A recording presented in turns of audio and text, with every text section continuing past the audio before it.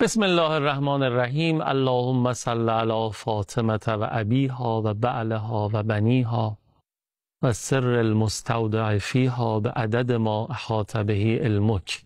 اللهم آمین. سلام مردم، هم نفسای یاد خدا، الهی که خوب باشین. خیلی خیلی خوش آمدید به برنامه خودتون یاد خدا که یاد حبیبه خدا خانم فاطمه زهرا سلام الله علیها هم درش جریان داره. الحمدلله رب العالمین. ما همچنان در امامزاده ابراهیم و امامزاده محمد که در یک مکان مقدس در یک حرم با صفا هست علیهم السلام در شهر مقدس قم شرف حضور داریم و نایب الزیاره شما هم هستیم و دلمون میخواد که شما ان شاءالله در اولین فرصت که تشریف آوردید به قم بعد از زیارت خانم فاطمه معصومه سلام الله علیها ان شاءالله جزو اولین حرم ها و مضاجع شریف امامزادگان این حرم با صفا باشه که ان شاءالله زیارتش نصیب قسمت شما هم بشه. یه فاصله بگیریم و برگردیم. من سلام میگم به استاد کفیل عزیزم که قدم به چشم من گذاشتن. بفرمایید. اللهم صل علی محمد و آل محمد و عجل فرجهم. با اجازه شما سلام و خیر مقدم عرض میکنم خدمت آقای کفیل عزیز و نازنین که تشریف آوردن، آقایی کردن، قبول زحمت کردن. آقا سلام علیکم و رحمت الله. خوش سلام علیکم و رحمت الله و برکاته. آمدن ها واقعا قبول زحمت اینا نیست، یعنی اینا لطفه. خدا کنه آدم بتونه یه قدمی برداره و خدا کنه که اینا قدم باشه. یعنی گاهی آدم تردید میکنه که ما حقیقتا یه کار راحتی رو انتخاب کردیم. این که آدم بشینه و حرف بزنه خیلی کار سختی نیست.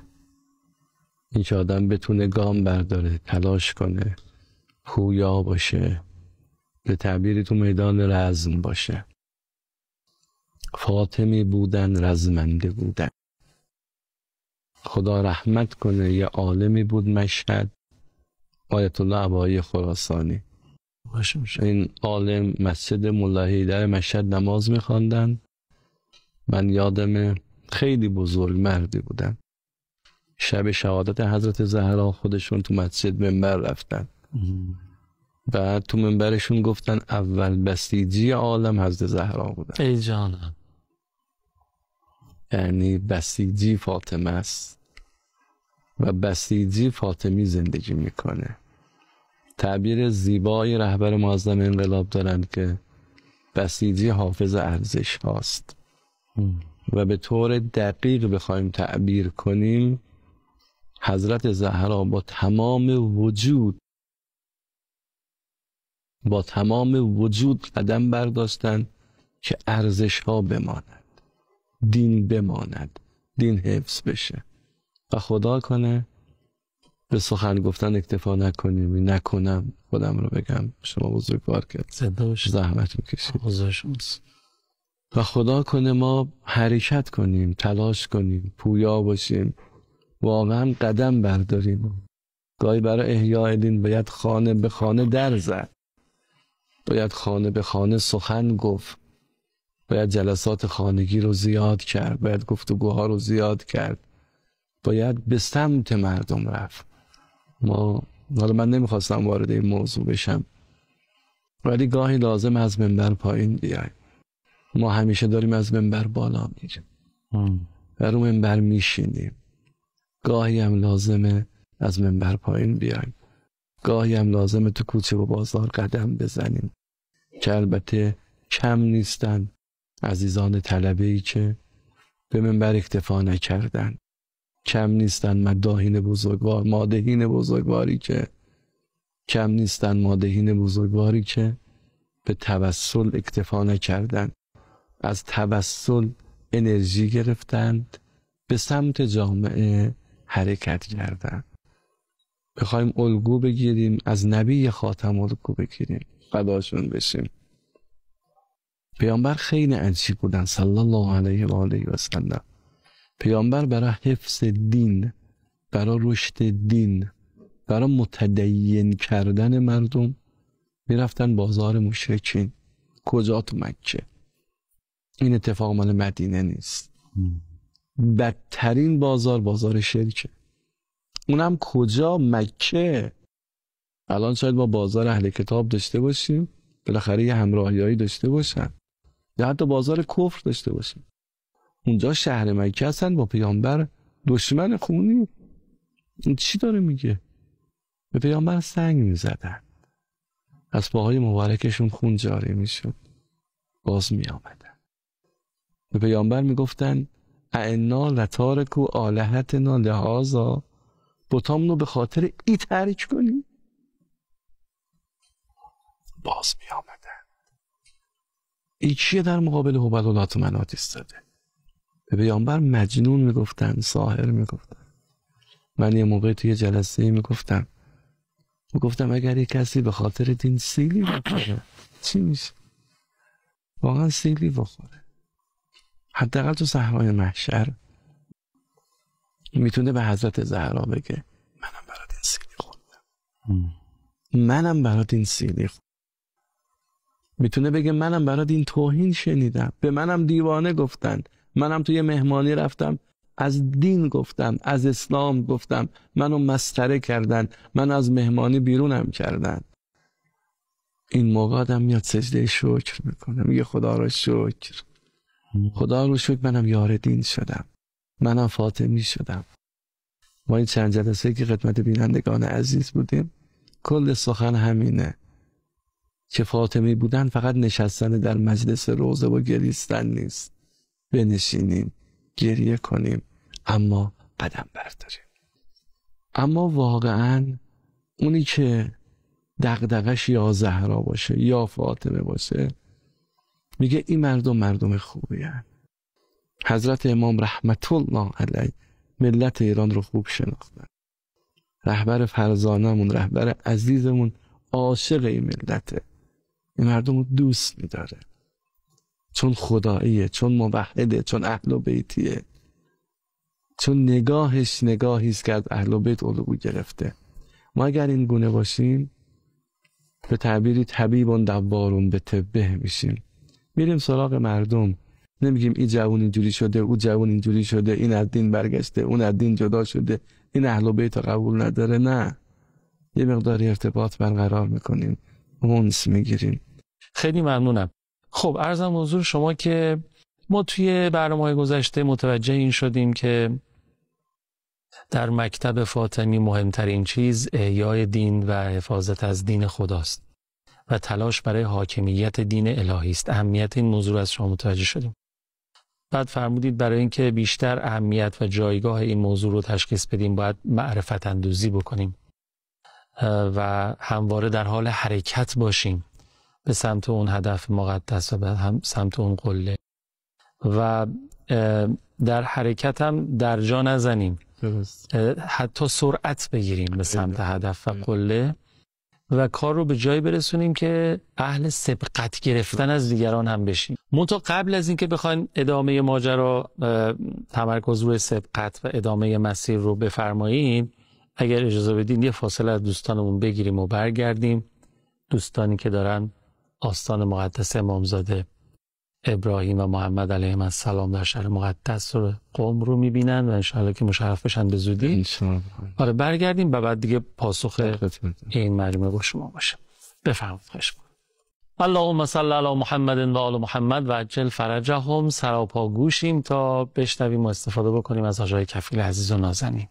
انسان وقتی حرکت کنه، در حرکت سرعت بگیره، در سرعت دغدغه سبقت داره، از بقیه عقب نیفته.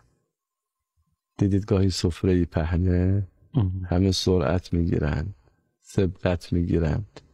این سفره امامت که پهنه واقعا باید دوید، واقعا باید حرکت کرد، واقعا باید تند دوید، واقعا باید یه جورایی فکر کنیم زمان رو داریم از دست میدیم. مهمتر از تمام این گام ها استقامته. یعنی وجود نورانی حضرت زهرا سلام الله علیها سلام الله علیها استقامت کرد. قرآن میگه و ان لو استقاموا علی الطریقه لاسقیناهم ماء غدقا. استقامت بر طریق روایت میفرماد ولایت امیر المؤمنین و الائمه الولده.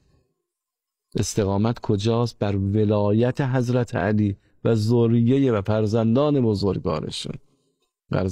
بزرگوارشون. این خیلی مهمه. یعنی عملا انسان تو پیوند با امام استقامت داشته باشه.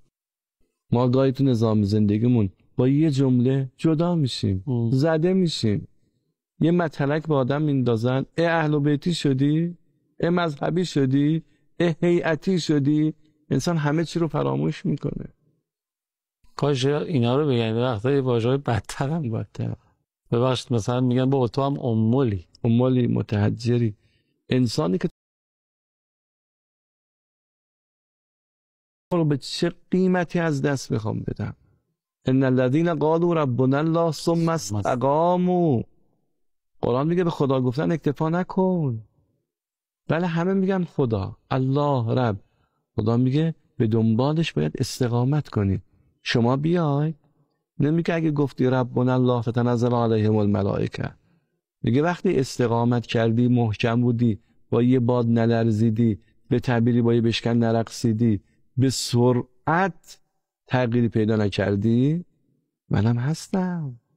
تتنزلو یعنی پیوسته بر تو ملک میفرستم. اون تا بعد استقامت، بعد از استقامت. الله تخافوا ولا تحزنوا، اما اندوه ازت میگیرم، بهت بشارت بهشت میدم. یعنی عملا اون وعده‌ای که به شما داده شده عملی میشه. انسان واقعا افق و دید داشته باشه، بفهمد امامت کجاست، بفهمد با ولی بودن چی گیر آدم میاد، تمام زندگیشو تو مسیر قرار میده، هویتش از امام میگیره. اگه جامعه ما بحران هویت داره، دلیلش اینه که از امام کسب هویت نمیکنه، با امام زندگی نمیکنه. دلیلش اینه که اصلا گاهی امید وصال نداره. سلام و درود خدا بر مولا الموحدین میفرمان کل من رجا عرف رجاءه فی عمله. امید عامل حرکته. من اگر امید داشته باشم، من میتوانم در بهشت هم نشین امام حسین باشم. چرا نباشم؟ من بچم میشه سرباز امام زمان بشه. موقعی فرزندمون اشتباه میکنه، زمانه رو درک نمیکنیم، به گونه‌ای باش برخورد میکنیم. مولا الموحدین میفرمان فرزندان شما لغیر زمانکم، مال زمان شما نیستند، مدل متفاوت باشه. شما تو حدیث کسا ببینید چقدر زیبا حضرت زهرا و حسنین برخورد میکنن، چقدر زیبا، چقدر عظمت، چقدر جایگاه. واژه واژه رو انسان وقتی میبینه، واژه واژه رو مینگره، ثمرت فؤادی قرة عینی رائحة طیبه. اصلا ادبیات چقدر ادبیات زیباییه. وقتی این بچه ها رو بالا پرونه، به تعبیری با اینا بازی میکنه، اشبه اباک یا حسن. میشه شعر هر شعری باشه، شبیه بابات شو. یعنی عملا به اینا قوت میده، قدرت بده. توی حسن میتوانی مثل پدرت امیرالمومنین علی ابن ابی طالب بشی. از اون طرف عظمت شوهر، عشق فاطمه به حضرت علی است. گاهی مادر به بچهش میگه مثل هر کی میخوای بشی باشو، مثل بابات نشی.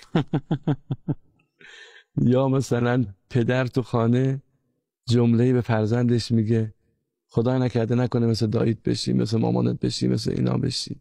خب ببینید عملا ما گاهی اصلا تخریب میکنیم.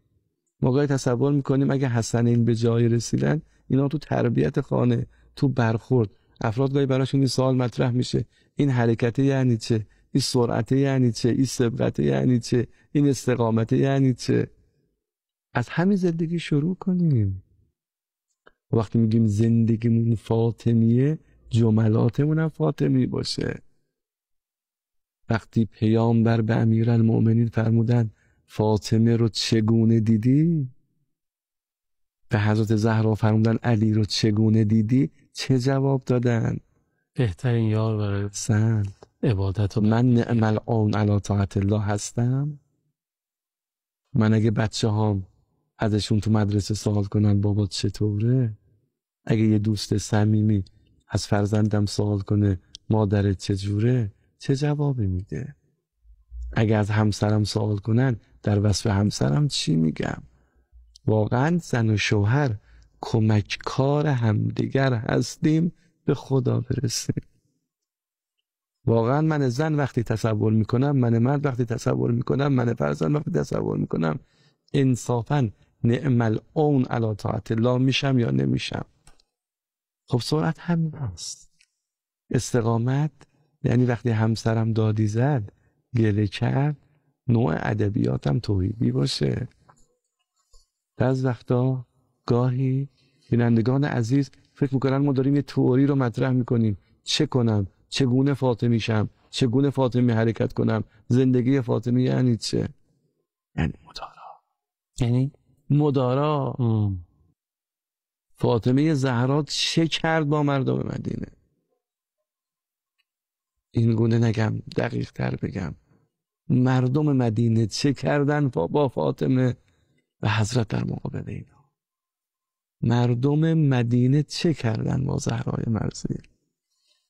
این قنوتی که ما پیوسته شنیدیم، حسنین سلام الله علیهما از مادر پرسیدن مادر چه شد همسایه ها رو دعا کردید. این همسایه ها کیا بودن؟ این همسایه هایی که حضرت میگه الجار ثم الدار، اینا همانهایی بودن که اول شب فاطمه اطهر با امیر المؤمنین در خانه شونه جواب ندادن. زهرای مرضیه میاد قنوت وتر میگیره به اینا دعا میکنه. ما این استقامت رو داریم؟ از خانه بیرون کنند، توهین کنند، به وعده عمل نکنند، فردا نیان بیعت کنند، برای حاکمیت امیرالمومنین قدم بر ندارند. من هر شب سراغ اینا برم، اتمام حجت کنم، باز بیام قنوت بگیرم، به اینا دعا کنم خدایا ببخش اینا رو. نه مثلا میگه تا صبح مادرم به اسم به که همه اونایی که بعد گاهی انسان توی زیارتگاهی میبینه میگه آمدم بچم رو خدای نکرده حالا مثلا داداشم و آبجیم و گلمندم اونا رو من گاهی برخورد کردم. خب کمی تحمل کنیم هم دیگر رو.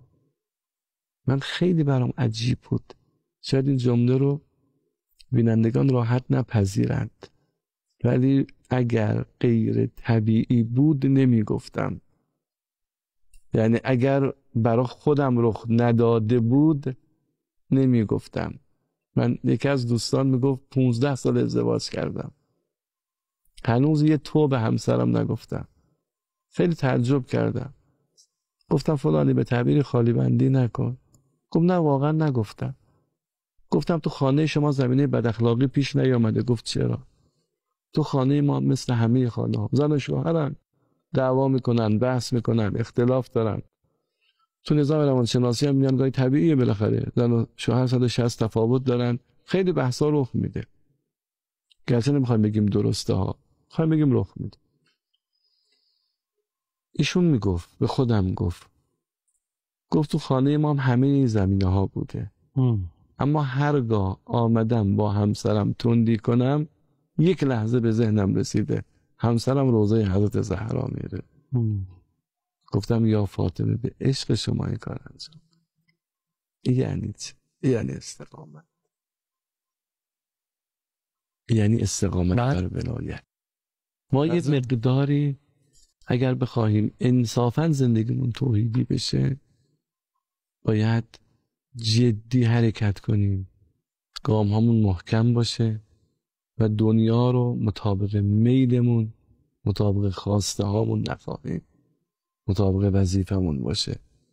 گام هامون، قدم هامون، برنامه هامون به یک هدف باشه، قرب الله. انشاءالله. توکل به خدا. خیلی ممنونم. سلام. آقای کفیل عزیز، انشاءالله به برکت راهنمودهای شما و نگاه پرمهر حضرت مادر هممون در این مسیر متعالی قدم برداریم بیش از پیش. عوامی نداریم. سلامت. زنده باشید. یادآوری کردن، یادم افتاد اینو عرض کنم، خداحافظی بکنم که امام حسن علیه السلام فرمودن شب جمعه بود، در محراب دعا و عبادت و مناجات مادرم تا صبح برای بقیه دعا کرد. زیاد شنیدید. به اسمم دعا میکرد. خسته شدم، گفتم مادر بابا یه دعا برای خودت نمیخوای بکن؟ حضرت فرمودن که پسرم اول همسایه بعد خونه. من میگم مردم اگر حضرت زهرا شیعه نه، محبم نه، همین اگه همسایه خودشون من و شما رو حساب بکنن چه شود؟ آره دنیا و آخرت برامون بسته. اللهم ارزقنا. التماس دعا.